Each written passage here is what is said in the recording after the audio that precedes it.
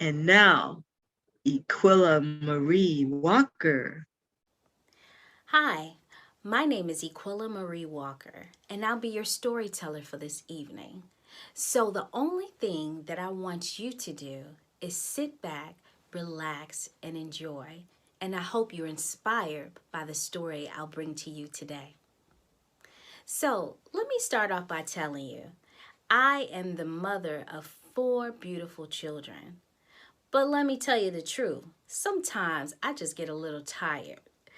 Tired from cooking, tired from cleaning, and doing all those things. So by the time Saturday afternoon comes, I just want to sit back, relax, and enjoy.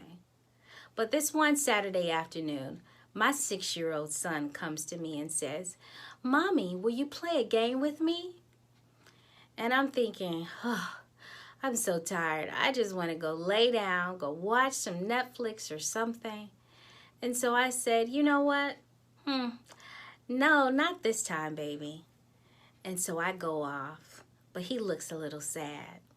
And so, of course, mom guilt sets in within the next couple of minutes. And I say, you know what?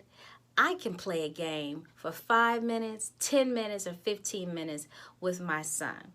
So I go back in his room. I said, okay, buddy, what game do you want to play? So he just perks up and he's so excited. And he said, Mommy, I want to play chess. And I said, oh, okay. So I haven't played chess in a long time. Matter of fact, I probably have forgotten everything. But I said I couldn't be that bad to play against a 6 year old. So he pulls out his tablet and then he pulls up the chess game. And I remind him, I said, you know what? I don't really remember how to play. He says, don't worry about it, Mommy. I'll read you the directions. So here my 6 year old son starts to read me the directions on how to play chess. So we get started. And none of the moves look familiar. I can't even remember any of the pieces, but he knows the pieces. He knows the moves. So as we continue to play the game, I said, wow, this chess is really something. So as we continue to play the game, I'm taking my time, really trying to think about what my next steps are. But as I make my step, he goes really fast and makes his next step. But I said, oh goodness, I'm sitting up here thinking about just my next move when really I should be thinking 2 or 3 steps ahead. 2 or 3 steps ahead. So here I am playing the game with a 6 year old, and here I am learning a lesson. Not just a lesson about the game, but a lesson about life. Here I am on a Saturday afternoon, boggled down by the stress or the pressures of the week, when really I need to be thinking 2 or 3 steps ahead. 2 or 3 steps ahead in life. That if we keep God first and we're always thinking about 2 or 3 steps ahead, then we can never lose. So that is what today's story is about. Those unexpected lessons. Here I am, I found an unexpected lesson in a Saturday afternoon playing chess with my 6 year old son. Unexpected lessons. That is the theme that I want you to keep in mind as I tell you another story. I will be sharing a story with you today by Langston Hughes. Now, Langston Hughes was known because he was one of the main figures of the 1920s Harlem Renaissance. Now, he was an African American poet, novelist, social activist, and he wrote this story called Thank You, Ma'am. It was based in 1958. Now, 1958, bread was only 19 cents. A house could be bought for only $10,000. Barbie and Legos were first introduced. Desegregation was just starting to happen in schools, and it was faced with a lot of resistance. Unemployment was high, and Dwight Eisenhower was the President of the United States and in his second term.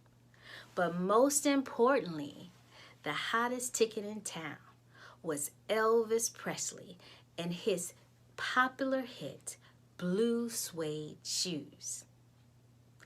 Now, I will be telling this story from the perspective of a boy named Roger. Blue suede shoes. Man, I want me some blue suede shoes.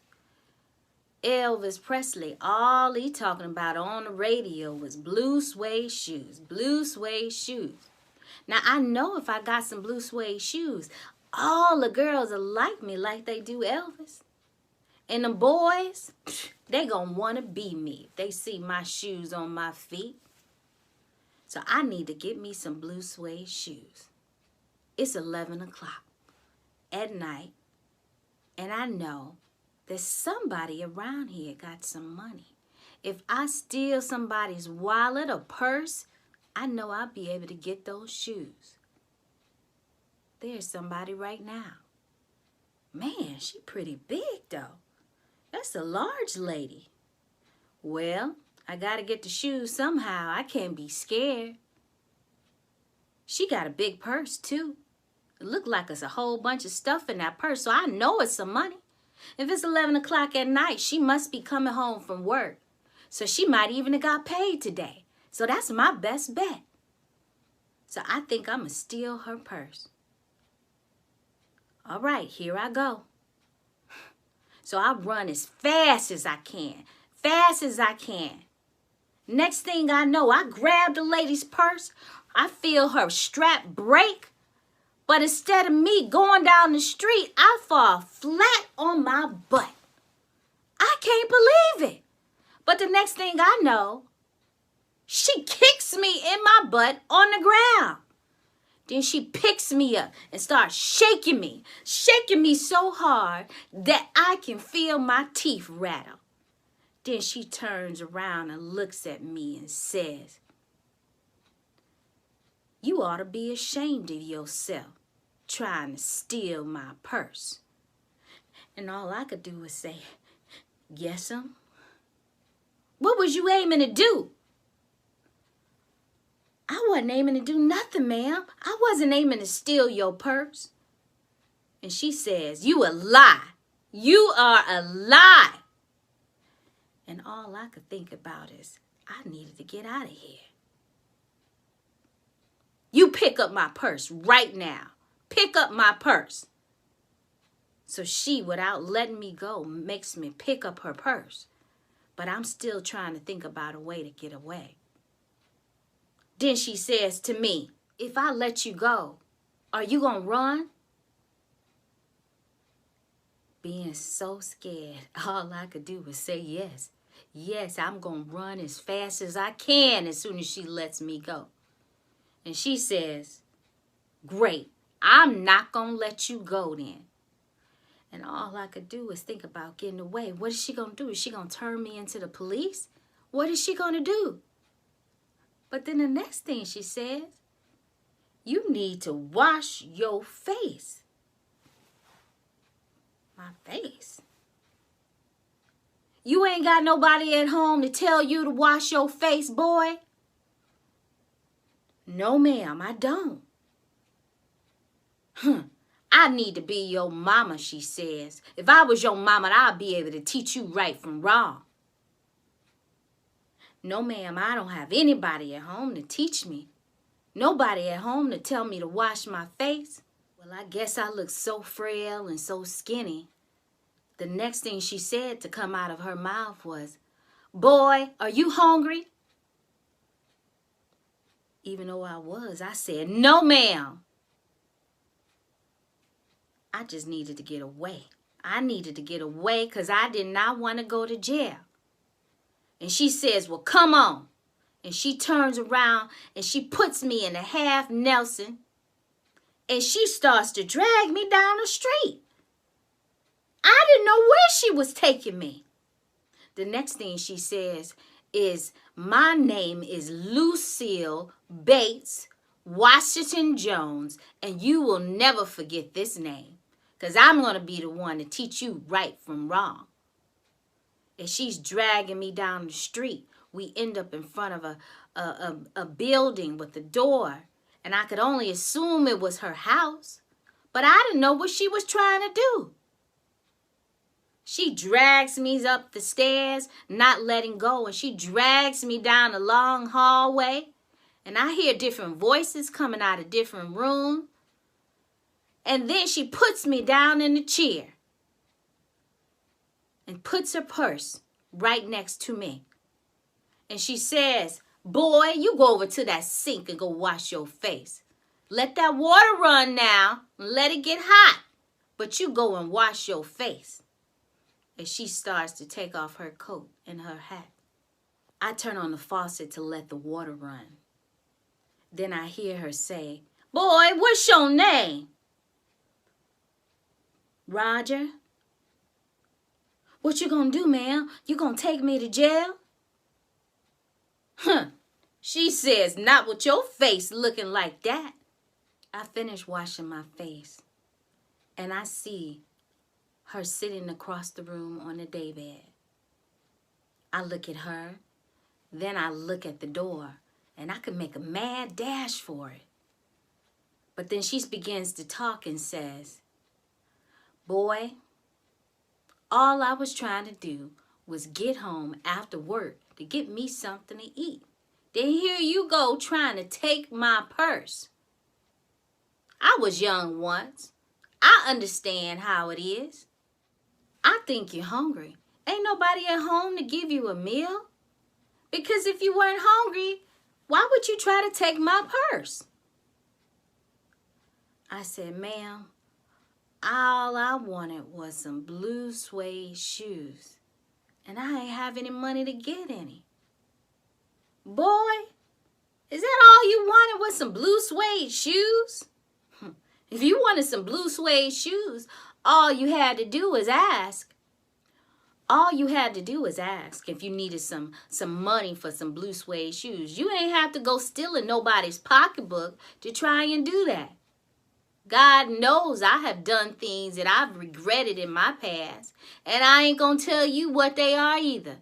And I ain't gonna tell God if he don't already know. But boy, I think you need to eat. And I think you need to run that comb through your hair," she says to me. Then the woman gets up, goes behind a screen, and starts to make a plate. Now I look at the door. I could run right now. But then I also look at the daybed. She left her purse, and she's not looking. But man, I don't want to go to jail. I don't want to go to jail at all. And I need somebody to be able to trust me. So I ain't going to let her think that I'm going to try to steal her purse when she's not looking. So I asked her, I said, "Do you need somebody to go to the store?" And so she says, "No, I don't need anything from the store." And I say, "Ma'am, you sure you don't need some milk or something like that?" And she says, "No, we're going to have some sweet milk if that's all right." And I thought, yes, that'll be good. Thank you. So she comes back from behind the screen with 2 plates, one for me and one for her, with meat and lima beans on the plate. And I know I'm hungry, and I can't wait to eat, but I didn't want to show her that I was hungry. But man, I ain't had nothing to eat since yesterday, and it wasn't even a lot. Then she goes on to tell me about her job that she was coming from. How at her job, she works at a beauty salon, and she does different types of women's hair. The blondes, and then the brunettes, and then the Spanish women come in. And then she reaches over and she cuts me a piece of cake and gives me 2 slices and says, "I know you're hungry still." And I'm thinking to myself, yes, I am still hungry. So she says, "Go ahead and get enough and fill up your belly." She didn't ask me anything about where I lived or who I lived with or what the situation was going on. She just shared with me about her life. And then once we finished eating all of our food, She gets up, she goes to her pocketbook, and she hands me a $10 bill. I can't believe it. Did she just give me $10? And she says to me, here's $10. Now you go buy you some blue suede shoes. And you remember not to try and steal anything from anyone to buy some shoes, because any shoes gotten from devilish ways will sure burn your feet. So I sat there, and then the next thing she said was, Roger, I want you to behave yourself. Be on your best behavior. And don't try to take things from people or steal their pocketbook. She got up. She walked me to the front door. And I was so surprised by her generous gift to get me some blue suede shoes. I didn't know what to say. All I could do was think it, really. My lips moved. But I wanted to say, thank you, ma'am. Thank you, ma'am. And I look at her, and Miss Lucille Bates Washington Jones shuts the door. So this was my unexpected lesson from someone I tried to steal a purse from. But I learned some good from this unexpected lesson.